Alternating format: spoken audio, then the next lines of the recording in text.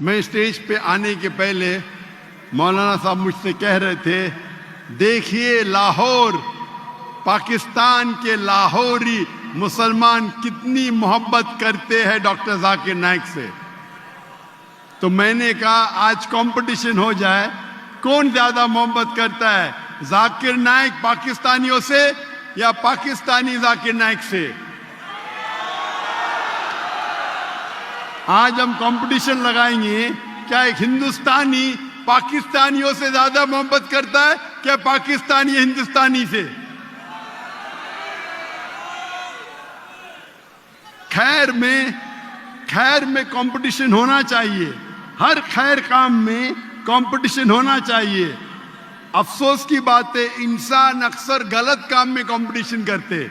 हर खैर काम में कंपटीशन होना चाहिए। आज कंपटीशन लगाएंगे कि हिंदुस्तानी पाकिस्तानी से ज्यादा मोहब्बत कर रहा है, क्या पाकिस्तानी हिंदुस्तान से।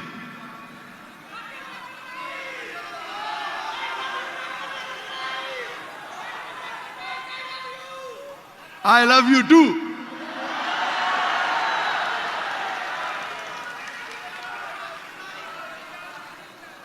मेरी ख्वाहिश थी कई सालों से पाकिस्तान आने की, और अल्लाह ने वो मुराद, वो ख्वाहिश